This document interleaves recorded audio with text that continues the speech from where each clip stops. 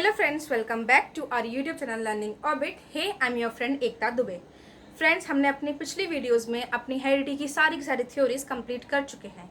अगर आपने वो वीडियोस नहीं देखी है तो do check that videos. You will find it at I button.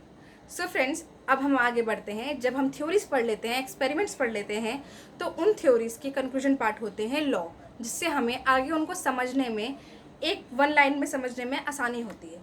सो आज हमारा टॉपिक है laws of heredity. Let's start now. Laws of heredity majorly हमारे हेरिडिटी के 4 लॉज हैं.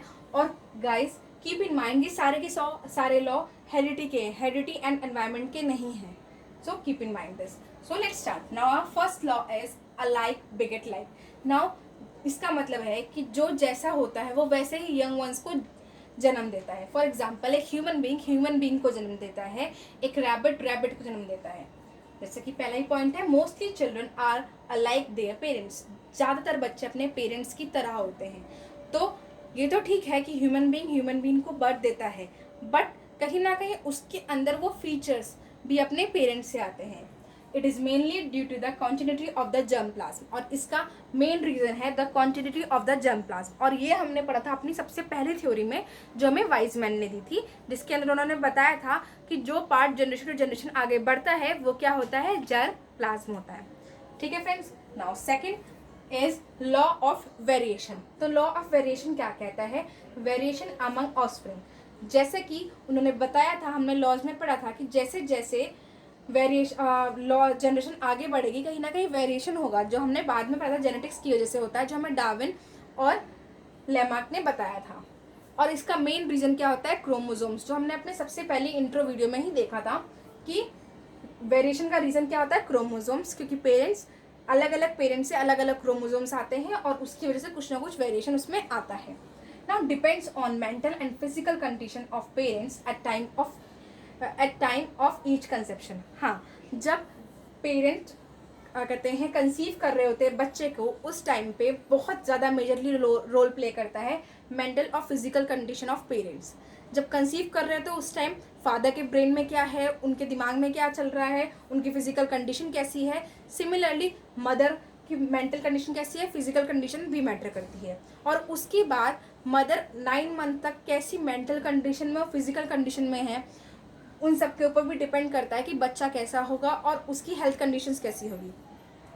आगे मेंडल ने बताया कि Mendel said that when 2 dissimilar chromosomes combine there are chances of variation. Mendel ने कहा जब भी 2 डिफरेंट क्रोमोसोम्स मिलेंगे, कहीं ना कहीं वेरिएशन के चांसेस बढ़ जाते हैं. ऑब्वियसली अलग अलग क्रोमोसोम्स आ रहे हैं क्योंकि वो अलग अलग बॉडी से आ रहे हैं, तो चांसेस है कि वेरिएशन ज़्यादा होंगे. इसलिए हम बिल्कुल फोटो कॉपी नहीं रखते अपने पेरेंट्स की. हमारे पास हमारे पेरेंट्स के कुछ फीचर्स होते हैं. आंखें मम्मी जैसी हो गई, बाल पापा जैसे हो गए, फेस कट मम्मा जैसा हो गया, ऐसे. तो ये होते हैं हमारे variations. Now moving forward, we are on the third law. आप देख रहे होंगे फ्रेंड्स, सारे की सारे जो टॉपिक्स हैं, इसके अंदर जो कंटेंट आ रहा है वो वही है जो हमने अपनी थ्योरीज में पढ़ा था, क्योंकि थ्योरीज से ही उनका निचोड़ होते हैं हमारे लॉ. तो now third law is law of regression. It states that in successive generation variation tend to move toward the average species of which they are formed. Law of regression हमें बताता है कि जैसे जैसे कहीं ना कहीं बच्चे में जो चेंजेस आए होते हैं, धीरे धीरे जनरेशन बढ़ते बढ़ते वो वापस अपनी एवरेज स्पीसीज पे जाने लगते हैं. जो हमने ये एक्सपेरिमेंट हमने कहाँ देखा था? हमने पी प्लांट पे देखा था डार्विन थ्योरी में, कि जैसे जैसे हाइब्रिड हुआ, लेकिन हाइब्रिड होने के बाद भी एक टाइम ऐसा आया कि वो अपनी एवरेज स्पीसीज की तरफ जाने लगते हैं, जिसको हम कहते हैं law of regression. Now moving forward, on the last is transmission of acquired trait. तो हमने ये देखा कि ट्रांसमिशन ऑफ एक्वायर्ड ट्रेट हमें किसने कहा? ये हमें वाइजमैन ने भी कहा था और एज वेल एज हमें लेमार्क ने भी कहा था. तो उन दोनों का था. अब लेकिन यहाँ पे एक्वायर्ड ट्रेट 2 तरह के होते हैं, हमने पढ़ा है और हम जानते भी है, एक फिजिकल और एक मेंटल.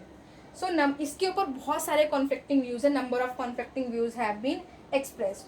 सब ने अपने अपने व्यूज़ दिए हैं. अगर हम बात करते हैं वाइजमैन की, तो वाइजमैन कहते हैं कि भाई हाँ, एक्वायर्ड ट्रेट तो आगे बढ़ते हैं, लेकिन उन्होंने अपनी थ्योरी में ये क्लियर नहीं करा कि फिजिकल एक्वायर्ड ट्रेट करते हैं आगे बढ़ते हैं, जिसको बाद में मैकडोगल ने सही करा. तो ये हमने वाइजमैन की थ्योरी में पढ़ा था, जिसमें हमने चूहे की पूंछ काट के एक्सपेरिमेंट किया था 21 जनरेशन तक.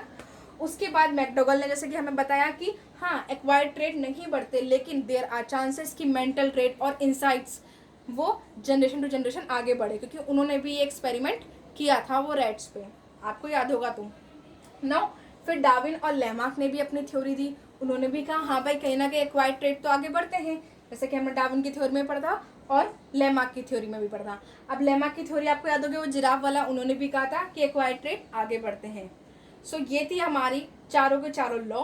पहली लॉ अलाइक बेगेट लाइक, मतलब जो जैसा होता है वो अपने पेरेंट्स जैसा होता है। सेकंड लॉ ऑफ वेरिएशन, जब भी दो डिफरेंट बॉडी से दो क्रोमोसोम्स मिलते हैं, दो डिफरेंट क्रोमोसोम्स मीट होते हैं, तो there are chances of variation. उसके बाद हमने पढ़ा लॉ ऑफ रिग्रेशन की सक्सेसिव जनरेशन में जो भी जनरेशन वेरिएशन होते हैं वो कहीं ना कहीं अपनी एवरेज स्पीसीज की तरफ मूव करती है। और फोर्थ की ट्रांसमिशन ऑफ एक्वायर्ड ट्रेट, और यहाँ पे हमने देखा कि एक्वायर्ड ट्रेट में फिजिकल ट्रेट कम होते हैं, मेंटल और इनसाइट ज़्यादा चांसेस है ट्रांसमिट होने के।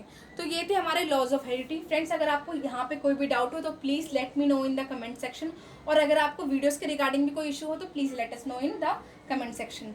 Thank you friends. मैं थोड़ा साइड जाती हूँ ताकि आप इसको अच्छे से नोट कर लीजिए। Do like our videos, comment and subscribe friends. Thank you, stay tuned.